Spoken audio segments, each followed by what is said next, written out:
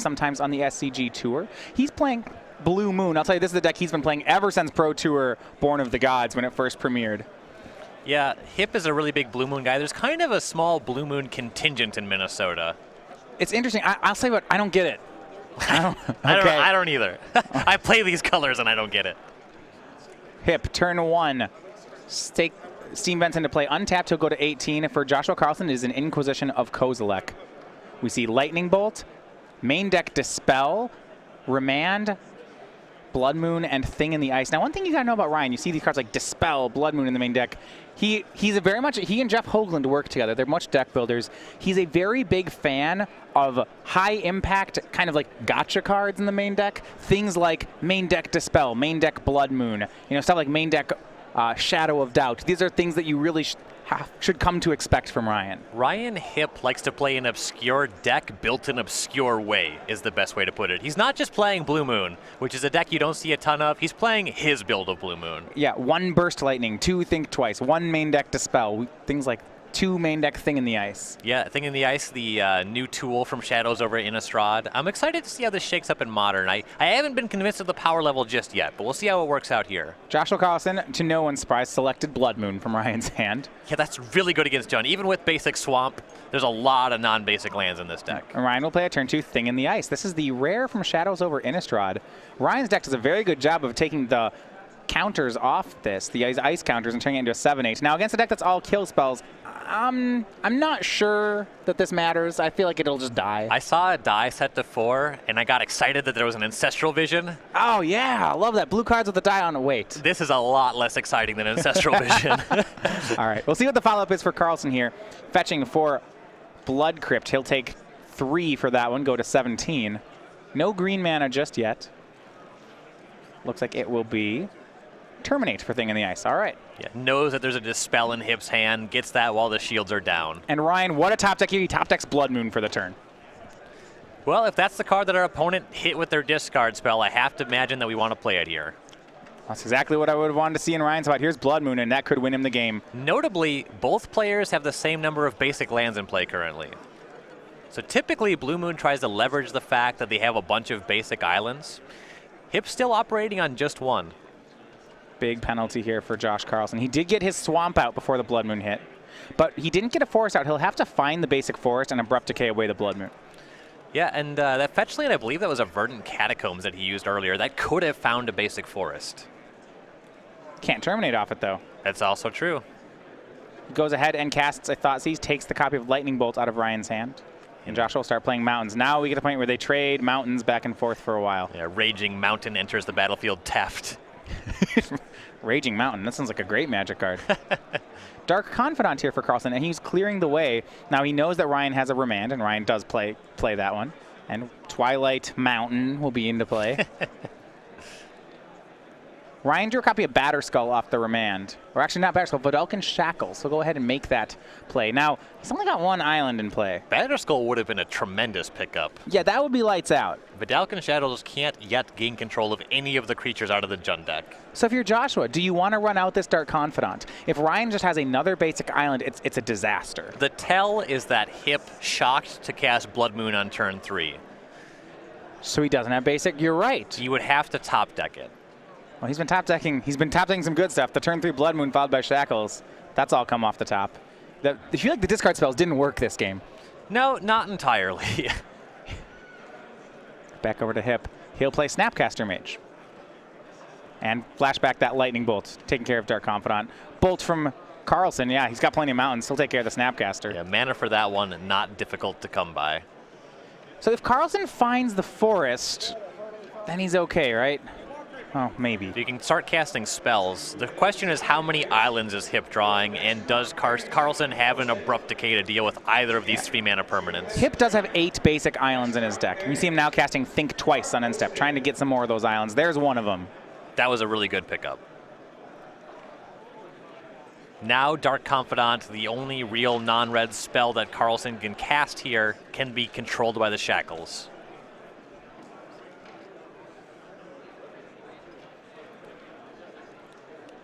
Interesting to note, Jund has moved away from Abrupt Decay a little bit. At this stage in the game, we're kind of past that, but there's only 2 copies in the main deck for Carlson. He'll pass. Ryan will flash back, think twice. Okay, so those are the only ways, and then a 1 Maelstrom Pulse. That's what he can do against Blood Moon. Right.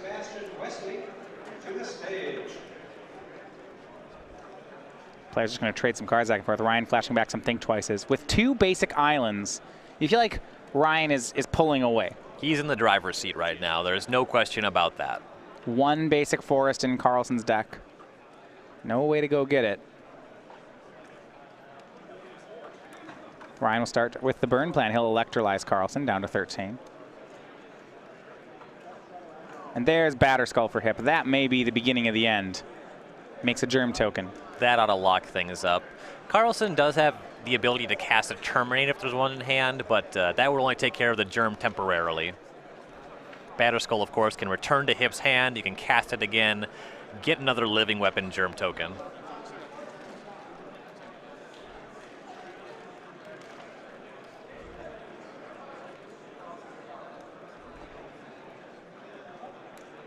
Back over to Carlson. And that'll be it. Game 1 over to Ryan Hipp on Blue Moon. So this matchup, I believe, significantly actually favors Jund. There's not that many cards that they really care about of the Blue Moon deck, but once the Blood Moon's on the table, that changes everything. Yeah, I was like, I can tell you one card they care about. Yes. Ryan played it. And if Ryan can draw it on turn 3, that's Jund doesn't have many answers to that. That Blood Moon off the top was everything.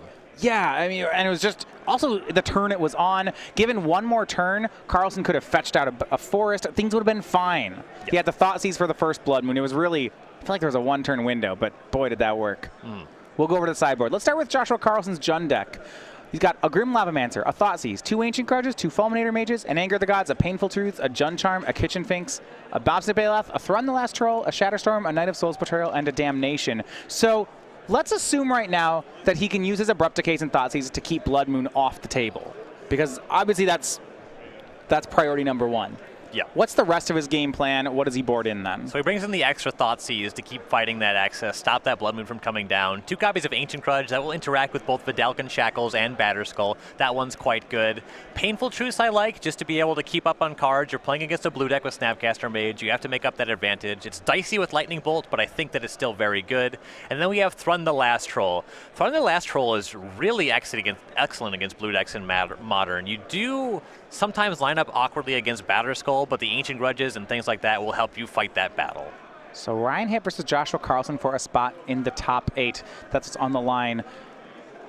So one thing we want to mention, we're doing this is the first time we have done this over on Twitch TV. For those of you guys watching us there, you can come and join the feature match area. We've had subscribers only chat for a long time, and you want to subscribe so you can join in on that. But what we're doing for the first time here at the Milwaukee Open is if you're a subscriber, we are going to have you decide the quarterfinals. So if there's a deck, maybe you're a big fan of Blue Moon, Ryan Hipp, you talked about that Blue Moon community, well, chime in, tell us if he wins, then you want to see him in the top 8, you got to let us know. So what we will have is 30 minutes after the conclusion of this round, we will open voting as to what matchup you want to see once we know the top 8. We'll post the top 8, and then in Twitch chat, you'll be able to live vote, and that will decide where our coverage will begin when we start the top 8. Yeah, pick the match you want to see. This is a great incentive to subscribe to the channel.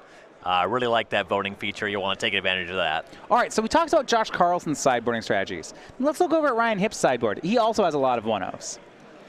Yeah, some 1s, some 2s, a 3. So there's 2 Vandal Blasts, a Magma Spray, a copy of Roast. The Roast I like quite a lot. This is in here for Tarmogoyf exactly, so that'll come into play here. 1 copy of Keranos, God of Storms. This is good in any matchup where you're going big. That'll come in for sure.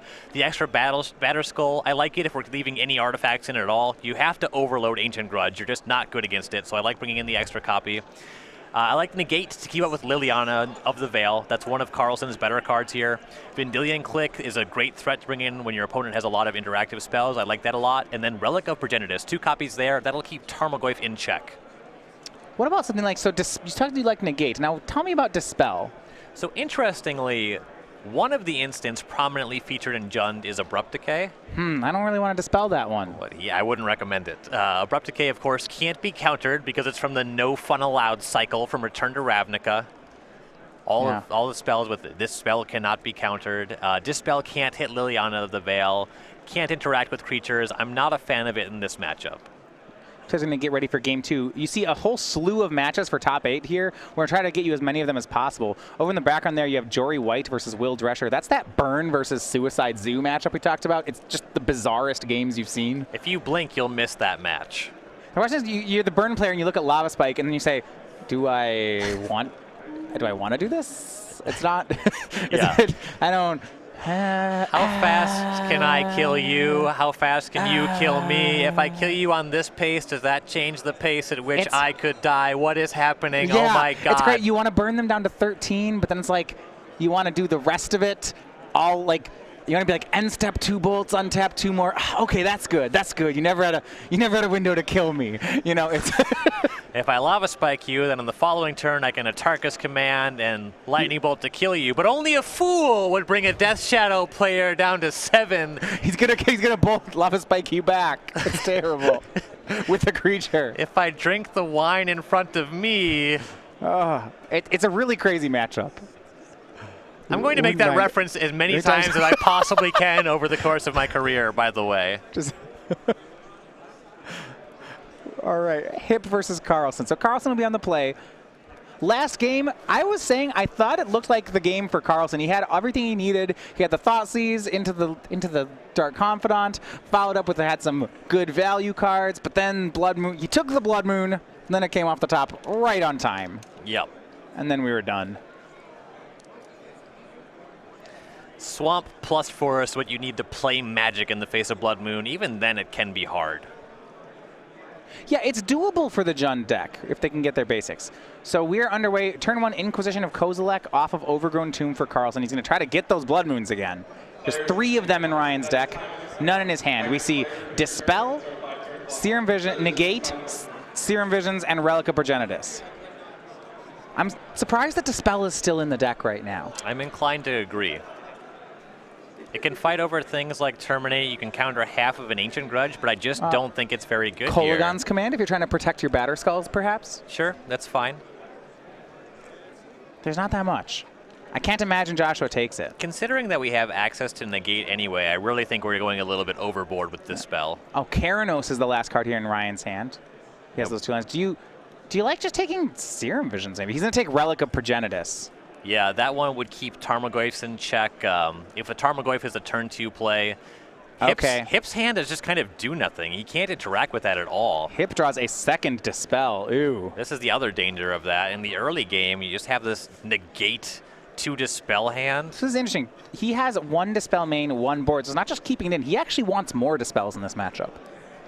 He does. I don't know if it's correct for the way the decks line up. Serum Visions draws Ryan a Batter Skull. And I'm going to put 2 cards in the bottom. I think he needs a land. So if you took Relic of Progenitus, you're saying we should expect a Tarmogoyf here? This smells a lot like a Tarmogoyf. Joshua Carlson fetching here with Wooded Foothills. It's interesting if he gets basic Forest now or whether he gets that dual land. Yeah, I'd be inclined to fetch basic Forest. It's really a question of how many lands are in his hand. He still needs to find a source of red mana, so Stomping Ground is tempting here. Basic Forest. All right, let's ensure ourselves against that Blood Moon. Yeah, I like it. He still needs the black source. He needs the 1 basic Swamp in his deck. He has 2 basic Swamps, actually. What a treat. And you're absolutely right. Here's Tarmogoyf. We have Artifact, Sorcery, Land. It's already 3/4. No number of Dispels can interact with a Tarmogoyf on the table. Yeah. Or on the stack. Oh, and Ryan, his draw is Spell Snare. Ooh. That is just the worst possible timing. Too late. That has to feel terrible. Yeah. Go back over to Carlson. If he's going to try for another Tarmogoyf, he may want to do it pre-combat. Here's a swing with Goyf. It would actually grow Goyf up to 5/6 if Ryan snared it. Yeah, if it gets countered, it's another card type. Yeah, here's Dark Confidant. Ryan will snare. So this is a misstep right from Carlton. It's missed damage. Yeah. He'll play Raging Ravine and pass. Yeah, there's really not an incentive to play it post-combat. There's nothing that like taps your creature in light of the information that you cast another creature or anything like that. He knew most of the cards in Hipp's hand. Yeah, so Tarmogoyf, we'll adjust that die. It's up to a 5/6 now.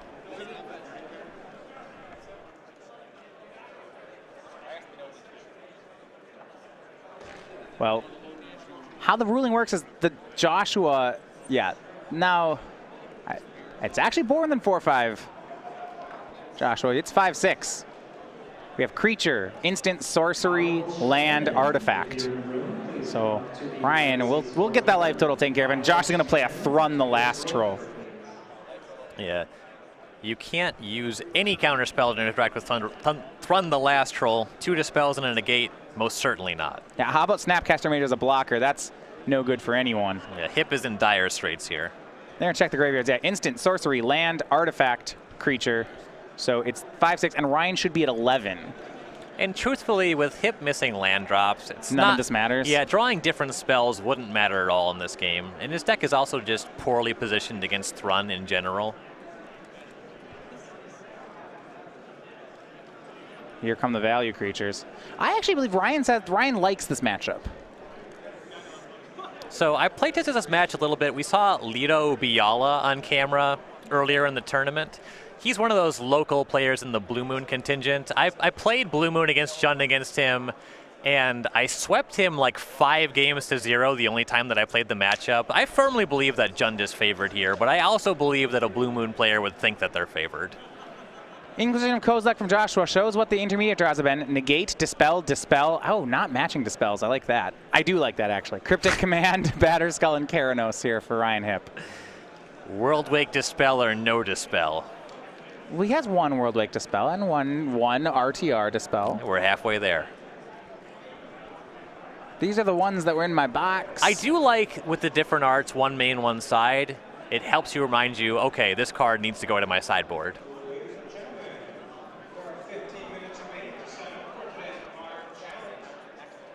So we have this this Thoughtseize on the stack here. Hipp had the option to not negate here. He obviously didn't take it. Thoughtseize could take Cryptic Command or Keranos, but Hipp is so far from actually casting these spells that this Thoughtseize almost doesn't matter. Or Inquisition, rather. Yeah, I mean, so if Hipp needs to draw lands, but this is why it kind of feels like it's locked. If Hipp doesn't draw lands, he loses. If he draws lands, these cards in his hand are not enough to win. Right. So does he want lands or not lands, or right? I think he wants to revisit his sideboarding as we go to game 3. These dispels seem awful. Yes. Swing here. Chump Block of Tarmogoyf, 4 damage. Thrun puts Ryan to 7. It's worth noting that Ryan also has that Roast in his sideboard to deal with Tarmogoyf, and Tarmogoyf's just a 5/6 already. There's not really many good top decks for Hipp. He's just too far gone in this game. He draws the island, and then concedes. Yeah. Yeah. He's dead on the board. So Josh Carlson evens things up at 1 game apiece. You see Ryan, pulling cards out of the deck. I hope for Ryan's sake that it's those dispels. I don't think you can mess around trying to fight wars on the stack. Your opponent's going on turn 1 Thoughtseize or Inquisition, turn 2 2-drop. You just have to play on the battlefield. This isn't an attrition matchup in the same way that blue mirrors are. The dispels just don't do enough. Well, if it turns into an attrition mirror, doesn't that mean Joshua's winning? Isn't that what Joshua wants? Every Jund deck wants to play an attrition mirror. That sounds great. Sure. And Snapcaster Mage does tip the scale for a lot of blue decks, but you have to have the spells that matter. You can have any number of dispels you want against a lot of the spells that Joshua's drawing. The backup table, Jory White defeats Will Drescher. So Jory White, your defending SCG Milwaukee champion, he is into the top 8 with that win. For Will Drescher, the Death Shadow player, it's going to come down to some tiebreakers. It's going to be real interesting for him. We'll see how this works. Yeah. Wait on some other results, find out exactly how things break. He had very poor breakers. My guess is that Will Drescher is also in the top 8. He'll just be the 7th or 8th seed. Well, I'm rooting for you, Willie. We'll see if we can get there. For Jory White, great work. Congratulations. Looking to defend. Keep that trophy here in Milwaukee, or, in his possession anyway.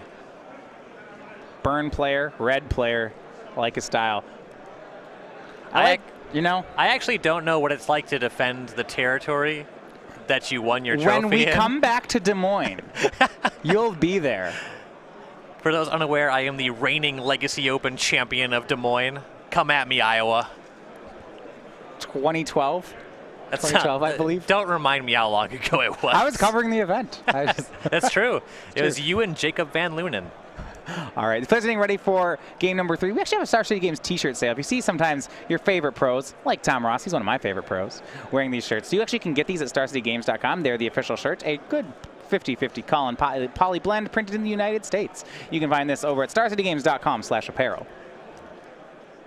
You see Tom Ross looking excellent in that T-shirt, repping his brand. Gotta have a leather jacket over it. I like. Well, he puts on the leather jacket when it's time for business. Oh, okay. When it's business time, as it were. I gotcha. And when you see him walking around, he actually has the leather jacket tied around his waist most of the time. You're just destroying my image. I hope that nobody thinks I'm being serious. That is not close to a reasonable thing. I don't even know if you can successfully tie a leather jacket. It seems like it would just slip out of the knot immediately. Yeah, I was like, you can't do that. You can't tie your leather jacket around a waist. I do it with my hoodie sometimes, but yeah. I don't think I do it with a leather jacket. 7-on-7, game 3. You saw Ryan Hipp with Blue Moon carry game 1 off the back of a turn 3 Blood Moon. Post board, it was Joshua Carlson thought-seizing his way through Ryan's hand and beating him up with Tarmogoyfs. Yeah, let's see if we can see a little bit longer of an affair for this game 3. Blue Moon winning the Blue Moon way, Jund winning the Jund way. Makes sense. I just all right. Both players on 7. We are a go for game 3. For Ryan, it is Misty Rainforest, no Blood Moon. Not in his opener. It's all blue cards and lands. He's got to like that. We'll go to Carlson. Will it be a Thoughtseize again? Oh, I expect so. Basic swamp. Yep. Like it a lot. He knows. This is coming from somebody that just doesn't like basic lands, is just smart in this matchup. So here's the Thoughtseize. We see Spell Snare, Snapcaster Mage, Batterskull, Cryptic Command, and 2 lands.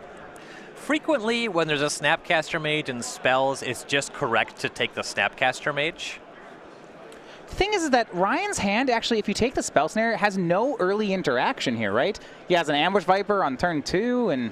Yes. If there's just 1 2-drop in Carlson's hand, particularly if it's Dark Confidant, I love going for the Spell Snare. All right, he's gone for the Snare, so he'll have an opportunity to resolve a 2-drop. What do you think? If you could have Tarmogoyf or Dark Confidant, which would you choose here? Give me Bob every time in this game with that hand.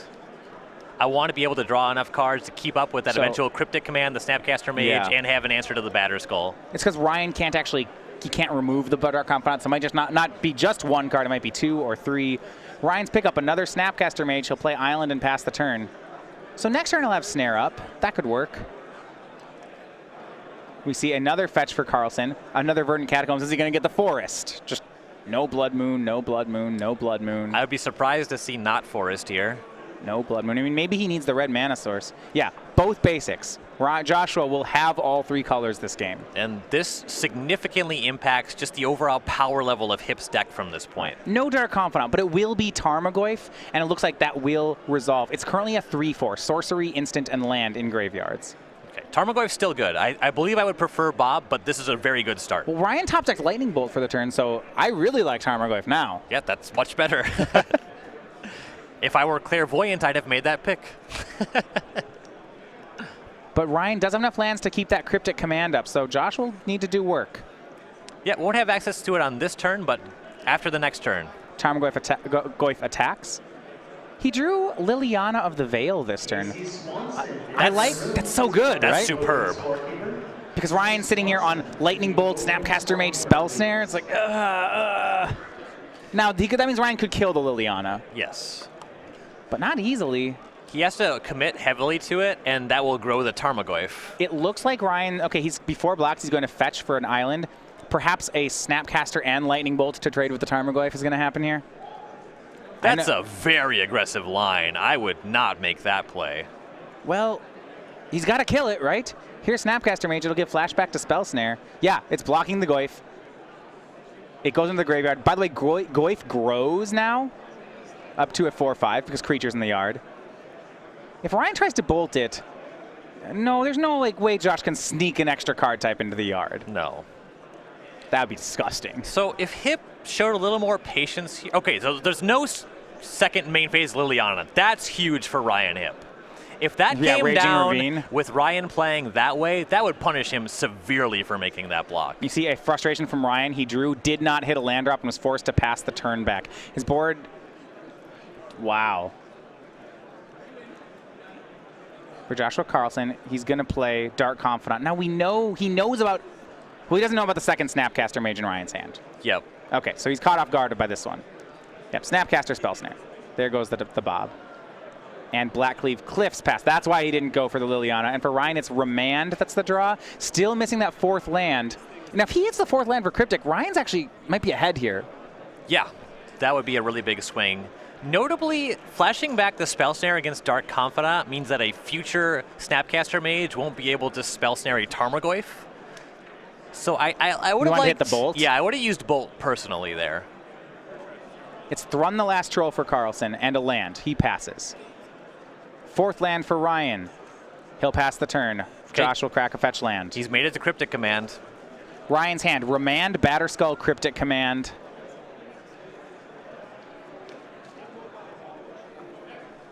He has one other. This one's close, but Thrun the Last Troll is a beating for this Blue Moon deck. Yeah, just modern blue decks. Thrun is very well positioned against them. He can block it with the Germ tokens. Batterskull is kind of his answer. But there's worries. If he taps out for that Batterskull, Joshua, I believe, has a Maelstrom Pulse in hand. Right. And he'll get the Batterskull. Yeah, could be Maelstrom Pulse, could be Ancient Grudge, could be Kolagon's Command. There's a lot of danger with that. So does Ryan wait until 8 mana to play Batterskull? Is that reasonable? He's at 18 yet. He has some time. The Cryptic Command will buy him time as well. We'll see. He'll need to find lands off the top, though. That does heighten the pressure. An activation of Raging Ravine for Joshua Carlson. He'll go to attacks. We'll see if Ryan wants to tap team. He does not. Here comes the Ravine. Ryan's going to bounce Raging Ravine, draw a card. Okay. The draw is basic island. Ryan takes 4, goes to 14. Now remember, Joshua can replay that Raging Ravine. He'll do that and pass the turn. Yeah, the bouncing the Raging Ravine keeps Joshua 1 land lighter, but it actually loses Hipp 4 life as opposed to just tapping the team. A swing of Snapcaster Mage puts Joshua down to 11. Now, Ryan actually is pulling even in this race. He'll play Batterskull, make a Germ token, pass the turn. This will put Carlson to the test. Does he have the pulse? If he does, it's not. It's great here. But if he can't blow up that Batterskull, it's real bad news. Here's Inquisition of Kozilek from Carlson. It's second Batterskull in Ryan's hand. Okay, that's good news for Hipp. So can Carlson deal with the first one? These Batterskulls, they are the win condition of Blue Moon. He will Maelstrom Pulse away the first Batterskull. Swing a Thrun, Ryan goes to 10, but we know Ryan has another Batterskull. How is Carlson going to deal? He'll play a Blood Crypt pass, 2 cards left. Carlson could have got greedy and banked on Hipp committing the second Batterskull. I really like not taking that line. Yeah, you're just so punished. Here's the second Batterskull from Hipp. Making another Germ, Snapcaster swings, Joshua down to 9. It's 10-9, the game fiendishly close here. But Joshua could just, kill creatures, kill creatures. You see him draw Liliana of the Veil here. He has 4 black mana. He can make Ryan sacrifice everything. Yeah, he has enough mana to cast Liliana of the Veil and leave up mana to regenerate Thrun. That's an option available. -2 for Liliana. She goes down to 1. Another Liliana gets rid of his own Liliana. Ryan has sacrificed the Germ token and Thrun bashes in. Hipp is down to 6. Hipp still 2 lands off of returning and casting the Batterskull on the same turn. His hand is Negate. He draws Serum Visions. He's to the test. There's a Raging Ravine in play. It's lethal next turn. What does Ryan draw? Keranos, God of Storms. That's not going to do it. No. He taps out for Keranos. He's dead. The Negate in hand not doing any good either. He's dead on the board. So he has to what? If he plays Keranos, then Joshua knows he's won. So Ryan has to hold up mana to keep Joshua guessing. Yeah, he has to try to punk him out. But what is he even threatening? Cryptic Lightning Command Bolt. to tap your creature. For the Ravine. Yeah. I think there's nothing that's going to stop Carlson from getting aggressive here. You play to your outs. He's thinking. He can't. He knows the right place to tap 5, but he can't do it. He's going to play it and hope that Joshua doesn't see that he's dead on board. Yeah, Keranos has a power and toughness in its corner. It's not a creature in this board state, but maybe it'll psych Carlson out. I mean, Joshua can get Ryan's last card and have Ryan tapped out empty-handed and swinging for lethal. It's there. Top 8 on the line. Carlson takes his time, sees Raging the line. Ravine. Joshua Carlson, congratulations with John getting his way with the win here, hoping to make it into the top 8. There's always at least one Jun. You just can't keep that deck down. Great work by Joshua Carlson. Good run by Ryan Hipp. Not quite good enough for this event. So for Joshua Carlson, and actually we need to talk a little bit of standings math for a second here. Joshua Carlson entered this round at 11th place.